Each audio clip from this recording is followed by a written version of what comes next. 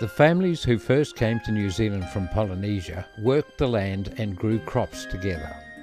5 centuries later, new settlers from Europe continued the tradition, and cooperative farming made New Zealand one of the world's most successful producers of primary produce. These are our stories, set in our landscape. Family Farming in New Zealand is a new documentary with historic and contemporary footage covering 70 years of family farming.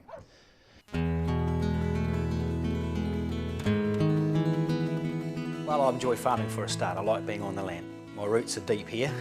We've been here since about 1912, the family.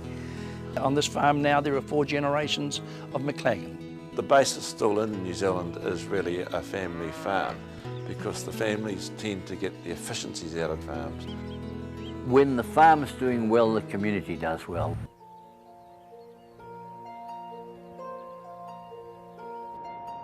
There was no electricity, no refrigeration, there were no electric lights. It just says, another silly bastard wanting to buy the kingdom of buggery. Those were his exact words. At Manutahi, the school is the centre of a progressive farming community, and the whole land is a classroom.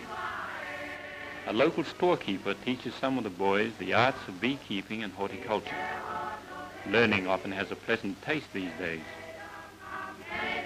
To learn by doing is the first principle of modern education, and growing up should be both serious and delightful. We would have to go home and help our father milk the cows and do the jobs, and we all had our own little tasks to do. 8-year-old Malcolm works during the annual sheep muster with his 10-year-old sister Nerily.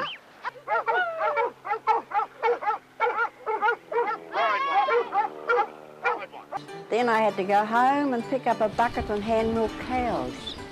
We never had milking machines. We milked about 40 cows.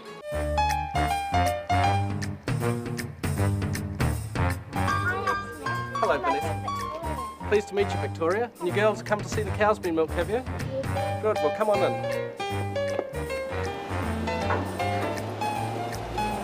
That's so big. I know.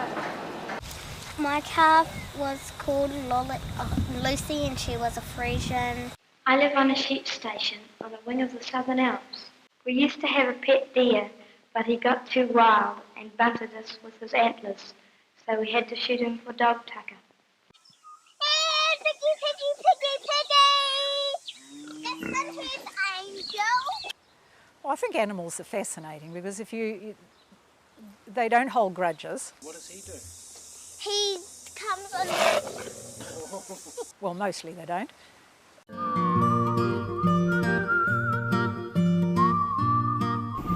Tim's shearing plant was driven by a little engine, so he had power in the wool shed, but he had no power in the house, which was a bit unusual. The only solution I had for Nairi was if she wanted to read a book by an electric light, bring a chair down to the wool shed.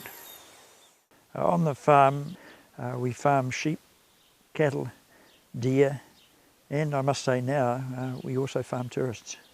The family farm, I think over the generations, has created a culture that we probably don't realise are there.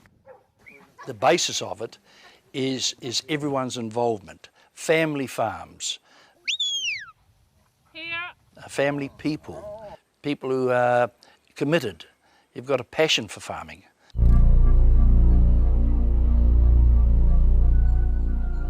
I think we've lost something, and I don't know whether we'll ever get it back. The old idea of starting off as a married couple, share milking for a year or two, buying your own farm, those days have just about gone for the young farmers of today. The corporate farmers are now coming in, and maybe that's the way we should go, and that's going anyway. But let's never lose sight of what we have in New Zealand. That's special.